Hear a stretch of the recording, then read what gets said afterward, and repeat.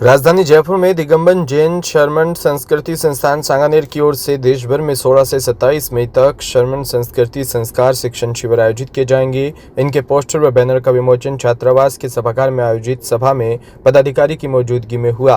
प्रचार प्रभारी पदम जैन बिलाला ने बताया कि शिविर लगा रहे मंदिरों में 3 श्रेष्ठ मंदिरों को समापन समारोह से पुरस्कृत किया जाएगा। सभी विषयों में प्रथम आने वाले का जयपुर स्तर पर प्रतिष्ठित रत्नकार अवार्ड के लिए एग्जाम द्वारा चयन होगा। बालिका छात्रावास की अधिशात्री शीला जैन व निदेशिका डॉक्टर वंदना जैन ने बताया कि इस सभा में शिविर संबंधित सभी आवश्यक जानकारियां भी दी गई।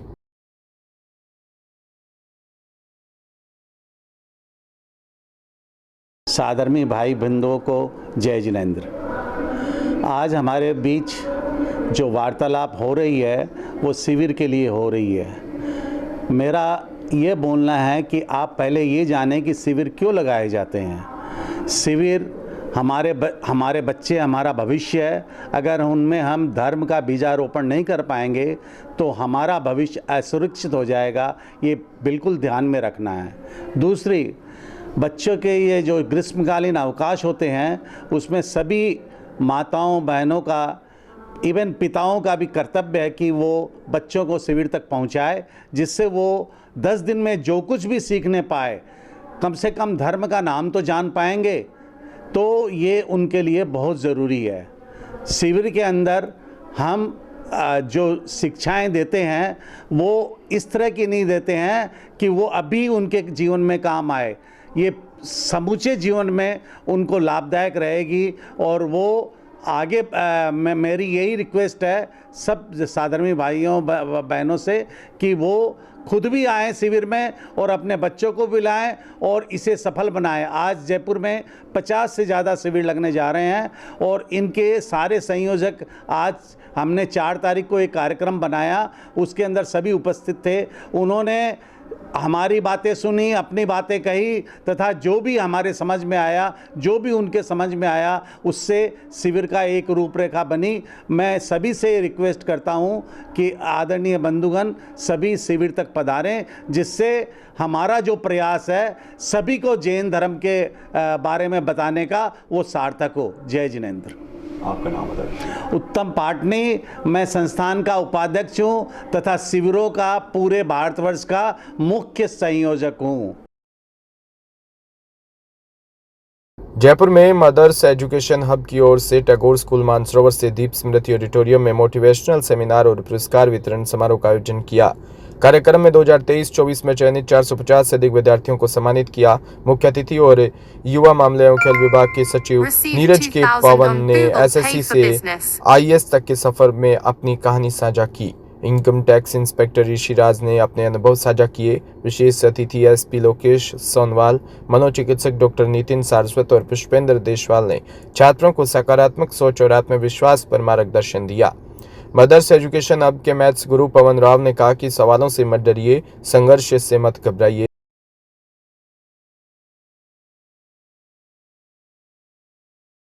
मदर्स एजुकेशन हब का आज 2025 का फेलिस्टेशन प्रोग्राम है। ये प्रोग्राम एसएससी 2024 में सिलेक्टेड स्टूडेंट्स के लिए किया जाता है, जिसमें एसएससी से एग्ज़ाम्स के थ्रू जो सिलेक्ट होते हैं बच्चों, इनकम टैक्स, सेंट्रल एक्साइज, विभिन्न जो डिपार्टमेंट हैं उनमें ज्वाइन करते हैं। तो मदर्स से इस बार लगभग 400 प्लस सिलेक्शन जो हुए हैं, उन लोगों को सम्मानित करने के लिए, उन स्टूडेंट्स को और मोटिवेट करने के लिए, और जो स्टूडेंट तैयारी कर रहे हैं ताकि उनको देख के और अच्छे से मोटिवेट हो पाएँ, एक डिसिप्लिन के साथ तैयारी कर पाएँ, उसके लिए ये प्रोग्राम रखा गया है। इस प्रोग्राम को हम हर साल करते हैं और ये 2025 का फेलिस्टेशन प्रोग्राम है। इसमें मुख्य चीफ गेस्ट नीरज के पवन सर थे। उन्होंने भी बच्चों को कैसे तैयारी करनी है, निरंतर तैयारी करनी है, धैर्य के साथ तैयारी करनी है, मोबाइल से थोड़ा दूर रहना है, इन सारी बातों के बारे में बताएं। सर, आप हर साल कार्यक्रम करते हैं, इस बार क्या खास रहा और कितने बच्चों को सम्मान दिया गया? इस बार जो खास ये रहा रिजल्ट में कि एसएससी की जो ऑल इंडिया AIR 16 जो रैंक है वो मदर्स एजुकेशन हब की तरफ से हुई, और अब की बार कम पोस्ट होने के बाद भी राजस्थान ने सबसे अधिकतम सिलेक्शन दिए हैं, और इसमें भी जो इंस्पेक्टर पोस्ट हैं उस पर मैक्सिमम सिलेक्शन हुए हैं। कितने बच्चों को? 400 प्लस सिलेक्शन जो है इस बार 2024 एसएससी में हुए हैं। सर, जब से मदर कोचिंग स्टार्ट हुई है और अब तक के सफ़र में क्या कुछ नया देखने को मिल रहा है? मदर कोचिंग 2011 दिसंबर से स्टार्ट हुई थी। तब से लगातार हम लोग एक ही फील्ड में, एसएससी की फील्ड में लगातार पढ़ा रहे हैं। और जो सबसे मेन जो देखने को मिलता है कि जब हम लोगों ने 2011 में स्टार्ट किया था, तब राजस्थान में एसएससी का बहुत कम माहौल था, बहुत कम सेलेक्ट होते थे बच्चे। जब मेरा 2012 में सिलेक्शन हुआ तो गांव में ये बताना मुश्किल हो गया था मेरे कि ये पोस्ट क्या है, क्योंकि लोग जानते नहीं थे। और आज इस बार मेरे गांव से ही 4 लोग सिलेक्ट हैं, मतलब एक छोटा सा गांव है दिसनाऊ सीकर के अंदर। और यदि राजस्थान की बात करें तो लगभग 400 प्लस अपने यहाँ से सिलेक्शन है। उसके अलावा भी मैं जानता हूँ कि 1000 प्लस जो सिलेक्शन है वो राजस्थान से है। आज ये जो दीप स्मृति ऑडिटोरियम में मदर्स एजुकेशन हब का फेलिसिटेशन प्रोग्राम है, तो जो भी बच्चे एसएससी में, रेलवे में, बैंक में पिछले 1-2 सालों के अंदर सेलेक्ट हुए हैं और मदर्स के स्टूडेंट रहे, तो उनको फेलिसिटेट करने का और बाकी बच्चों को उनकी सफलता देख के मोटिवेट करने का जो है वो फंक्शन आज ये दीप स्मृति ऑडिटोरियम में हो रहा है। मेरे साथ मदर्स के जो फाउंडर हैं राजेश नेहरा सर, ये 2 मित्र हुआ करते थे, पवन राव सर और राजेश नेहरा सर। इन्होंने एक छोटे से सपने के साथ में मदर्स एजुकेशन हब की स्थापना की थी और पिछले 12-13 सालों में तकरीबन 25,000 से ज़्यादा स्टूडेंट का सिलेक्शन ये दे चुके हैं। मैंने भी सेलेक्ट होने से पहले मदर्स में as a faculty, as a counsellor, as a management काम भी किया था और एक मैं इनका स्टूडेंट भी रहा हूँ, तो मतलब दोनों काम करके, और मैं इनकम टैक्स डिपार्टमेंट में इंस्पेक्टर बना था।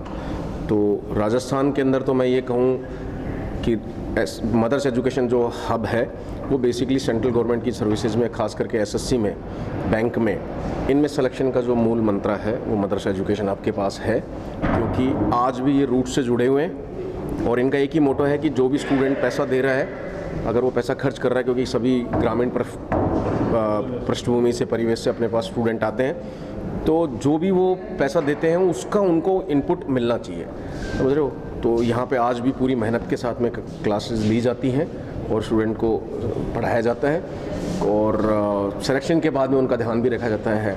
तो मदर्स एजुकेशन हम मेरे हिसाब से एसएससी का सबसे बड़ा। सॉरी, आपका नाम? हाँ, मेरा नाम ऋषिराज चौहान है, मैं इनकम टैक्स डिपार्टमेंट में इंस्पेक्टर। खबर श्री गंगानगर के बींजबायला से, जहां प्रसिद्ध मावड़िया धिरानिया धाम के स्थापना दिवस पर आज मंदिर प्रांगण में हवन यज्ञ का आयोजन किया गया, जिसमें कस्बे के बड़े बुजुर्ग व युवाओं ने बढ़ चढ़कर भाग लिया। गांव के 21 विवाहित जोड़ों ने हवन यज्ञ में आहुति डाली व गांव में अमन, चैन और सुख शांति की मंगल कामना की। मंत्रोच्चार के साथ पंडित चंद्रभान शर्मा ने विधिवत हवन पूजन करवाया। इसके बाद प्रसादी का वितरण किया गया। बता दें, गंगानगर जिले का मावड़िया धिरानिया धाम आसपास के राज्यों में भी प्रसिद्ध है। दूर दराज से श्रद्धालु यहाँ मन्नत मांगने व माथा टेकने आते हैं। ग्रामीण परिवेश में इसे बाइया जी का धाम के नाम से भी जाना जाता है। धाम इतिहास के बारे में बुजुर्ग बताते हैं कि संवत 1905 की वैशाख शुक्ल पक्ष सप्तमी की बाइया जी के कच्चे मंदिर की स्थापना की। यहाँ उजली माता व सांवली माता के 2 मंदिर है, जहाँ सुबह शाम पूजा अर्चना की जाती है। मुख्य रूप से मंदिर में लाल चुनरी, सुहाग का सामान, तेल, सिंदूर, शक्कर, चावल, गेहूं का दलिया भोग के रूप में चढ़ाया जाता है। शारीरिक रोगों को दूर करने के लिए नमक, झाड़ू, नारियल, चांदी की आंख व कान के प्रतीक चढ़ाने की मान्यता है। मावड़िया धिरानिया मंदिर सेवा समिति यहाँ देखभाल करती है। मेले में हाट बाजार भी लगता है, जिसमें लोग खरीदारी करते हैं। समिति के अध्यक्ष बरजलाल मोर बताते हैं कि शुक्ल पक्ष 13, 14 और पूर्णिमा को प्रति माह मेला भरता है, जिसे आसपास के राज्यों से भी श्रद्धालु मत्था टेकने आते हैं। 1 लाख से अधिक श्रद्धालु यहाँ धूप लगाने आते हैं। श्रद्धालुओं के लिए लंगर लगाया जाता है और यात्रियों के रहने, खाने व पीने की अन्य संसाधनों की व्यवस्था भी की जाती है।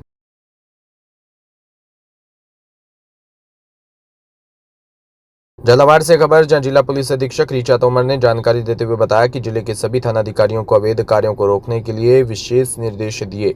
इन्हीं निर्देशों की पालना में घाटोली पुलिस ने अभियुक्त नाशोद पुत्र अब्दुल सत्तार, उम्र 40 वर्ष, जाति मुसलमान, निवासी उचावदा थाना घाटोली को कल खोयरा तिराहे के पास से गिरफ्तार कर अभियुक्त के पास से 12 बोरा अवैध देशी कट्टा बरामद किया।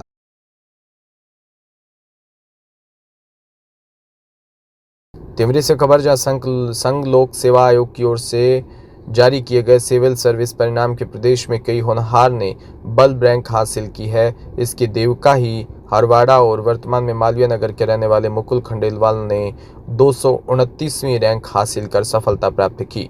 मुकुल ने अपनी सफलता का श्रेय परिवारजनों को दिया। उन्होंने बताया कि उनके पिता जगदीश खंडेलवाल केंद्रीय विद्यालय तिंवरी में अध्यापक रहे, बाद में सेवानिवृत्त शिक्षक है। मुकुल ने अपनी पढ़ाई 12वीं तक जालना स्थित केंद्रीय विद्यालय से की है। इसके बाद उन्होंने सूरत से बीटेक की पढ़ाई पूरी की। मुकुल बताते हैं कि उनकी रुचि नई नई किताबें पढ़ने में है। मुकुल ने कहा कि उन्हें क्रिकेट खेलना बेहद पसंद है और जब वो तैयारी कर रहे थे तब भी स्पोर्ट्स पर पूरा ध्यान देते थे।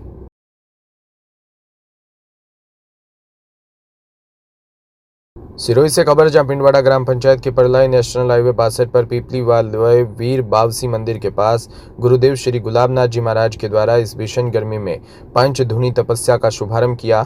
जीव रक्षा व लोक कल्याण के लिए गुरुदेव तपस्या कर रहे हैं। यह तपस्या 41 दिन तक चलेगी। यह तपस्या प्रत्येक दिन 12 बजे से 3 बजे तक चलेगी। कहावत है कि साधु की करनी और साधु जाने तपस्या करने के अनेक रूप होते हैं। जहां इस भीषण गर्मी में लोग घर पर कूलर व एसी चला रहे हैं, वहीं गुरुदेव श्री गुलाबनाथ जी महाराज चारों ओर पंचधुनी अग्नि जलाकर बीच में बैठकर तपस्या की जा रही है।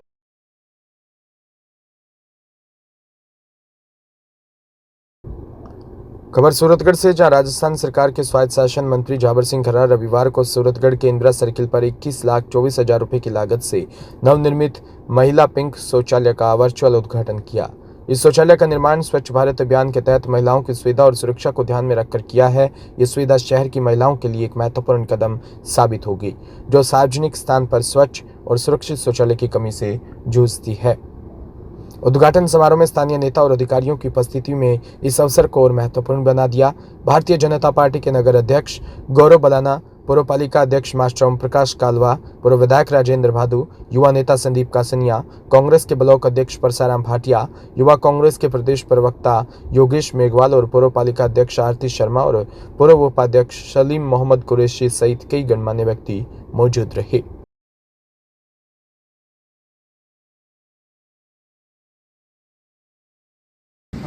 राज्य सरकार के द्वारा पिंक टॉयलेट का निर्माण करवाया गया है और ये नगर पालिका के सुपरविज़न में रहेगा और इस पर लगभग 21.24 लाख का लागत आई है और ये सिर्फ महिलाओं के लिए है और ये सारी की सारी सुविधाएं जो भी आम महिलाओं की मूलभूत सुविधाएं हैं ये सारी पूरी करता है।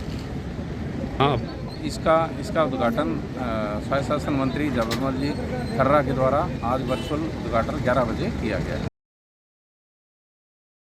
सूरतगढ़ में Maharaja Agrasen group of institute, Vartana national independent school alliance व अपॉर्चुनिटी फाइनेंस के संयुक्त तत्वाधान में निजी विद्यालयों के प्रबंधन संचालक संबंधी समस्याओं के व वित्तीय सहयोग के विविध पक्षों पर एक मेगा सेमिनार का आयोजन किया।